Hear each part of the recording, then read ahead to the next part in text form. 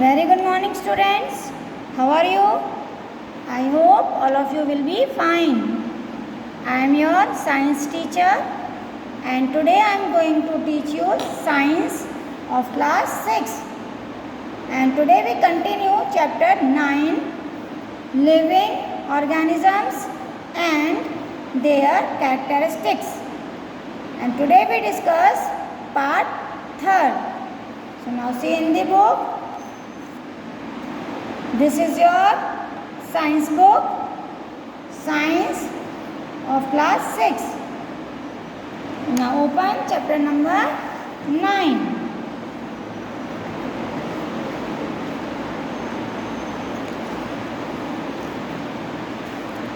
This is the chapter number 9, living organisms and their characteristics. Part 1 and part 2 we already done. Now today we start part 3rd from page number 57.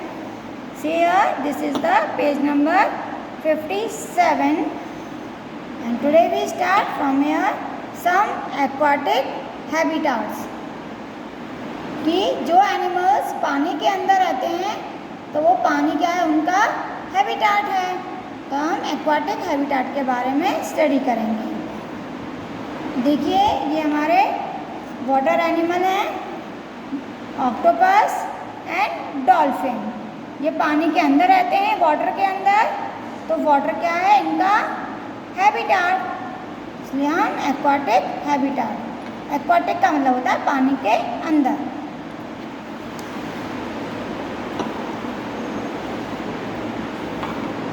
There are some sea animals like octopus, squids, which do not have streamlined shape like fish. कुछ animals हैं जो समुद्र में रहते हैं, समुद्री जानवर कहते हैं हम उन्हें, लेकिन उनकी जो बॉडी की शेप है वो स्ट्रीमलाइन नहीं होती. They stay deeper in the ocean near the sea bed and catch the prey that move towards them. इसलिए ये जो समुद्र होता है, समुद्र के नीचे जो सबसे नीचे बॉटम होता है वहाँ पर ये रहते हैं, और उनकी तरफ जो भी एनिमल बढ़ता है पानी में रहने वाला, उसका वो शिकार करते हैं और फिर अपना फूड लेते हैं. However, when they move in water, they make their body shape streamlined. जब वे वाटर में मूव करते हैं तब वे उनकी बॉडी कुछ स्ट्रीमलाइन की तरह शेप ले लेती है. These animals have gills, और जिनकी बॉडी स्ट्रीमलाइन होती है उनमें गिल्स होते हैं. To help them use oxygen dissolve in water. और गिल्स किस में हेल्प करते हैं, उनको ब्रीथ करने में, यानी कि वाटर के अंदर जो ऑक्सीजन मिक्स होती है, डिज़ोल्व होती है, यानी कि घुली हुई होती है, उस वाटर में से ऑक्सीजन को लेकर वो ब्रीथ करते हैं. There are some sea animals like whales and dolphins. यहाँ पे whale और dolphin ये भी एक sea animals हैं. That do not have gills, लेकिन इनके gills नहीं होते. They breathe in air through nostrils. इसलिए वो ब्रीथ कैसे करती हैं, हवा में अपने नॉस्ट्रिल के द्वारा ब्रीथ करती हैं. नॉस्ट्रिल किसे कहते हैं बच्चों, जैसे आपकी नोज़ है तो आपको 2 होल्स दिखाई दे रहे हैं, तो ये 2 होल्स को हम नॉस्ट्रिल कहते हैं. तो इसी तरह से फिश के भी, इनके भी नोस्ट्रिल होते हैं, यानी कि नोज़ में 2 होल्स होते हैं, और इनकी हेल्प से वो हवा में ब्रीथ करती हैं, सांस लेती हैं हवा से. और blow holes that are the located on the upper parts of their head, और ये उनके सिर के ऊपर वाले अपर पार्ट में होते हैं. They can stay inside the water for a long time without breathing. अब बच्चों डॉल्फिन और व्हेल्स पानी के अंदर लंबे समय तक रह सकती हैं बिना सांस लिए. They come out to the surface from time to time to breathe in air. और जब उन्हें सांस लेने की ज़रूरत होती है तब वो बाहर आती हैं और बाहर हवा में सांस लेती हैं और फिर पानी के अंदर चली जाती हैं। तो इस तरह से डॉल्फिन्स और वेल्स जो हैं बच्चों, वो बार बार पानी से बाहर आती हैं, बाहर आकर मतलब अपना मुंह बाहर निकालती हैं, वो सांस लेने के लिए आती हैं और फिर सांस लेकर वो फिर पानी में चली जाती हैं और फिर एक काफ़ी टाइम तक वो पानी के अंदर रहती हैं बिना सांस लिए।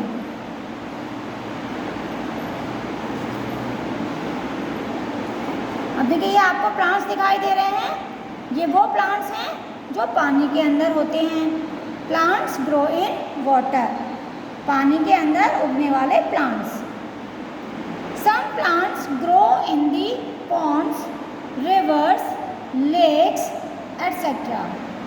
कुछ प्लांट्स हैं बच्चों जो पॉन्ड यानी तालाबों, नदियों और लेक्स यानी कि जो झीलें होती हैं वो उनके अंदर मतलब उगते हैं, ग्रो करते हैं। Some of these plants have their roots fixed in the soil below the water. और इन प्लांट्स की जो रूट्स होती हैं वो पानी के अंदर सबसे नीचे जो मिट्टी होती है बॉटम में, उनके अंदर वो फिक्स रहती हैं उनकी roots.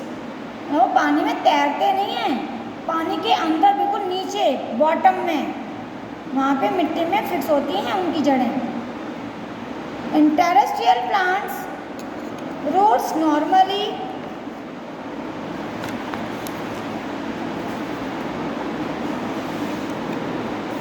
play a very important role in the absorption of nutrients and water from the soil. और जो प्लांट्स ज़मीन पर उगते हैं उनकी रूट का इम्पॉर्टेंट रोल होता है क्योंकि उनकी जो रूट्स होती हैं वो मिट्टी में से वाटर और जो न्यूट्रिएंट्स होती हैं वो एब्जॉर्ब करती हैं।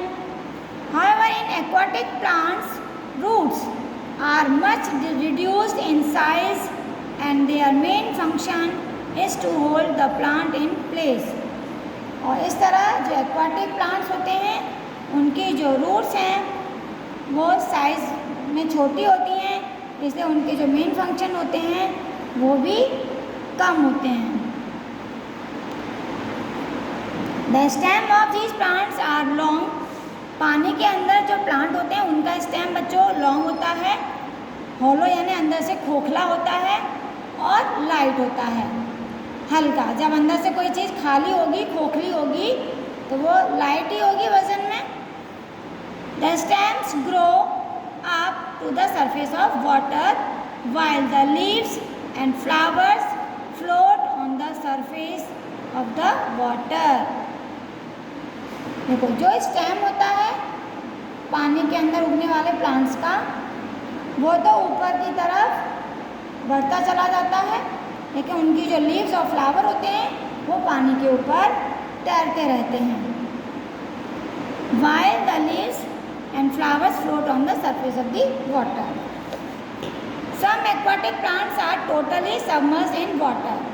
कुछ एक्वाटिक प्लांट्स बच्चे ऐसे होते हैं जो बिल्कुल पानी के अंदर ही रहते हैं, उनका कोई भी पार्ट्स बाहर नहीं दिखाई देता। So all parts of plants grow under the water. Some of these plants have narrow and thin ribbon-like leaves. तो इस तरह के जो प्लांट्स होते हैं जो बिल्कुल पानी के अंदर ही रहते हैं, वो हमें ऊपर से दिखाई नहीं देते, उनकी लीव्स बहुत ही रिबन की तरह पतली होती हैं। They can bend in the flowing water. और जो चलते हुए पानी में उनकी जो लीव्स हैं वो मुड़ भी जाती हैं। Frogs usually have ponds as their habitat. जो बच्चों फ्रॉग है यानी मेढक, वो ज़्यादातर पॉन्ड यानी तालाबों में रहता है। Frogs can stay both inside the pond water as well as move on land. और जो फ्रॉग है वो पानी और ज़मीन दोनों पर रह सकता है। They have strong back legs. उनके पीछे के जो लेग्स होते हैं वो बहुत ही स्ट्रॉन्ग होते हैं। Which have them in leaping and catching there pray. जो उन्हें उनके शिकार पकड़ने में हेल्प करते हैं। They have webbed feet which help them swim in water. और उनके जो फीट होते हैं वो वेब्ड यानी गद्दीदार होते हैं, नीचे से गुदगुदे होते हैं जो उन्हें स्विमिंग करने में हेल्प करते हैं।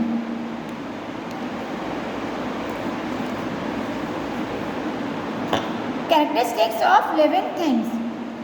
अब बच्चों जितने भी लिविंग थिंग्स हैं उनकी कुछ विशेषताएं होती हैं, कुछ उनके गुण होते हैं, और वो कौन कौन से हैं। Some general characteristics of living organisms are as follows. सबसे पहले लिविंग थिंग्स में क्या होता है बच्चों? Living things have definite shape and size. जितने भी लिविंग थिंग्स हैं उन सभी का फिक्स शेप होता है और साइज होता है। साइज यानी छोटा बड़ा, और शेप यानी उसकी शेप कैसी है, बनावट कैसी है।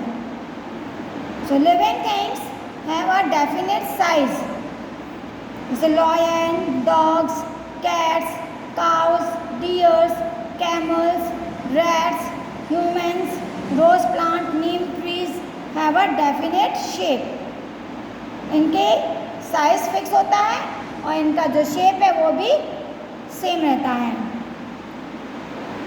साइज एंड आइडेंटिफाई दे में डिफर इन साइज। हम इनको पहचान सकते हैं अगर उनका साइज भी अलग है।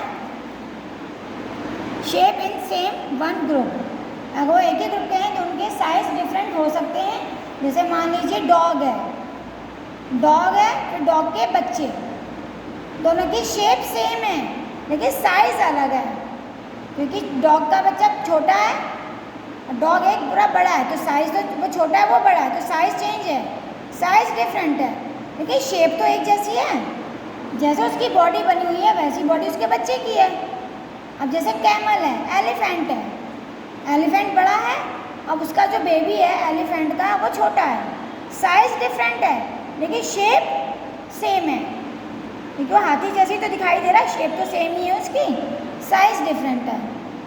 तो एक ही ग्रुप के जो एनिमल्स हैं उनका साइज डिफरेंट होगा लेकिन शेप सेम होगी। Different hybrid of animals differ from each other. वो अलग अलग ग्रुप के होते हैं तो वो अलग अलग होते हैं। जैसे देखिए यहाँ पे कुछ एनिमल्स की पिक्चर्स बनी हुई हैं, lion, dog, horse, elephant, cow, camel. On the other hand non living things. इसी तरह से दूसरी तरफ तो फर्स्ट कैरेक्टरिस्टिक्स क्या है बच्चों लिविंग थिंग्स की, कि उनका साइज और शेप फिक्स होता है। ये थी उनकी फर्स्ट क्वालिटी, उनकी विशेषता। इसी तरह बच्चों जो नॉन लिविंग थिंग्स होती हैं उनका ना तो कोई शेप फिक्स होता है और ना ही उनका कोई साइज फिक्स होता है। Rock are of different size. जो रॉक्स यानी जो पत्थर होते हैं वो देखो अलग अलग साइज़ के होते हैं, कुछ स्मॉल होते हैं कुछ बिग होते हैं। But we can call it rock, लेकिन हम उन्हें कहते क्या है, रॉक यानी पत्थर। पत्थर तो पत्थर है, चाहे वो छोटा हो चाहे बड़ा हो, तो हम उन्हें क्या कहेंगे, पत्थर। The shape of non living things can be change but living things have their natural shape, they can not be change. जो लिविंग थिंग्स हैं उसकी शेप चेंज हो सकती है, लेकिन जो लिविंग थिंग्स हैं उनकी शेप चेंज नहीं हो सकती, क्योंकि एलिफेंट का बच्चा है, धीरे धीरे जब वो बड़ा होगा तो बड़ा होके भी तो एलिफेंट ही बनेगा या डॉग बन जाएगा, एलिफेंट ही रहेगा, तो शेप तो सेम रहेगी, उसका साइज बढ़ जाएगा, साइज बड़ा हो जाएगा। लेकिन जो लिविंग थिंग है, नॉन लिविंग थिंग है, मान लो ये पेंसिल है, इसको छील छील कर ये क्या हो जाएगी, छोटी हो जाएगी, तो इसका साइज क्या हो जाएगा, छोटा हो जाएगा। Living things need food. अब सेकंड विशेषता यानी क्वालिटी क्या है उसकी, लिविंग थिंग्स की, लिविंग थिंग्स नीड फूड। जितने भी लिविंग थिंग्स हैं सभी को फूड की ज़रूरत होती है, खाने की ज़रूरत होती है, भोजन की। All living things need food, all of us need food for growth। क्योंकि हम भी कौन है, लिविंग थिंग्स, तो हम सभी को ग्रोथ के लिए फूड की ज़रूरत होती है, एंड स्टे अलाइव, और जिंदा रहने के लिए, जीवित रहने के लिए। Plants make their own food from carbon dioxide and water in the presence of sunlight. बच्चों जो प्लांट हैं वो अपना भोजन खुद बनाते हैं कार्बन डाइऑक्साइड, वाटर और सूरज की, सनलाइट की प्रेजेंस में। This process is known as the photosynthesis. तो इस प्रोसेस को हम फोटोसिंथेसिस कहते हैं। So therefore the green plants are called autotrophs. इसलिए ग्रीन प्लांट्स बच्चों अपना फूड खुद बनाते हैं। तो जो लिविंग थिंग्स अपना फूड खुद बनाते हैं उन्हें कहते हैं autotrophs. So all animals and human beings, जितने भी जानवर हैं और इंसान, डिपेंड्स अपॉन प्लांट्स डायरेक्टली और इनडायरेक्टली। हम डायरेक्टली और इनडायरेक्टली प्लांट्स के ऊपर डिपेंड होते हैं, क्योंकि प्लांट से जब चीज़ें मिलेंगी तभी तो हम उन्हें खाएंगे। गेहूँ प्लांट से मिलेगा तभी तो हम रोटी बनाकर खाएंगे। सब्जी प्लांट से मिलेगी तभी तो हम सब्जी बनाकर खाएंगे। तो हम किसके ऊपर डिपेंड हैं? प्लांट के ऊपर। इसी तरह से एनिमल्स भी प्लांट के ऊपर डिपेंड हैं। जब प्लांट उगेगा तभी तो एनिमल उसकी पत्तियाँ खाएंगे, घास खाएंगे, नहीं तो कहाँ से खाएंगे? चारा कहाँ से खाएंगे? तो डायरेक्टली और इनडायरेक्टली एनिमल्स और ह्यूमन बीइंग्स प्लांट्स के ऊपर डिपेंड हैं। These are called consumers. इसलिए हम कौन हैं? कंज्यूमर्स। उसके बाद नेक्स्ट है लिविंग थिंग्स ग्रो। जितने भी लिविंग थिंग्स हैं वो ग्रो करती हैं, यानी बढ़ती हैं। आज एक छोटा सा बच्चा है, 1 साल बाद देखोगे वो थोड़ा बड़ा हो गया, फिर 2 साल बाद देखो अरे ये तो और बड़ा हो गया। आप मान लो कहीं दूर चले गए, 5 साल बाद वापस आए, 5 इयर्स बाद, आप देखो अरे 5 इयर्स बाद ये तो और बड़ा हो गया, स्कूल भी जाने लगा और इतना बड़ा हो गया, है ना। इसी तरह से एनिमल का बच्चा है। आज काऊ ने एक बच्चा दिया है, 2 महीने बाद देखोगे काऊ का बच्चा बड़ा हो जाएगा, 1 साल बाद देखोगे पूरी काऊ बन जाएगा। तो इस तरह से जितने भी लिविंग थिंग्स हैं, प्लांट है, आज आपने बीज लगाया, आज छोटा सा पौधा है, और 1 महीने बाद देखोगे वो बड़ा हो जाएगा, फिर आप 2 मंथ्स के बाद देखोगे वो और बड़ा हो जाएगा, आप देखोगे 1 साल के बाद वो पूरा पेड़ बन जाएगा। तो जितने भी लिविंग थिंग्स हैं वो क्या करते हैं? ग्रो करते हैं, बढ़ते हैं। वो जैसे यहाँ पे पिक्चर्स में दिखाया गया है, छोटा बच्चा है, धीरे धीरे बढ़ता होगा, पूरा बड़ा हो गया। प्लांट है, पहले छोटा सा है, फिर बड़ा होगा, फिर बड़ा होगा, फिर पूरा पेड़ बन जाएगा। तो जितने भी लिविंग थिंग्स हैं वो क्या होते हैं? ग्रो करते हैं, यानी बढ़ते हैं। तो living things grow, new baby born grow into adult. If a seed is sown in the seed soil, it germinate and become a tiny plant. In due course of time, it becomes a tree. उसके बाद है living things respire. Respire का मतलब होता है सांस लेना। अब बच्चों जितने भी living things हैं, क्या वो बिना सांस लिए जिंदा रह सकते हैं? नहीं। तो सभी living things जो होते हैं, all living things सांस लेते हैं, रेस्पायर करते हैं। So all living things need air to breathe.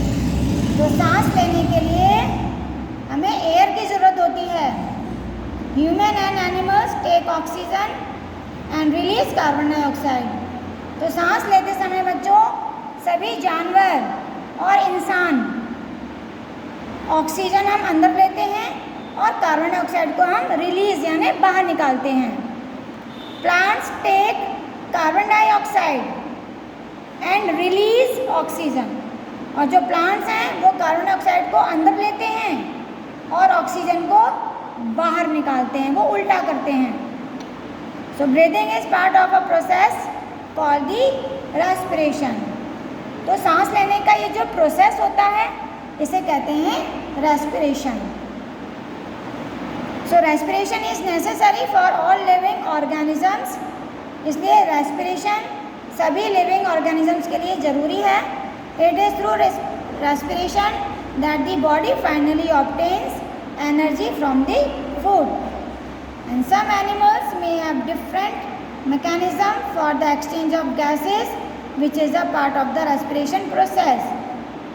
अलग अलग एनिमल्स में बच्चों सांस लेने के तरीके अलग अलग होते हैं।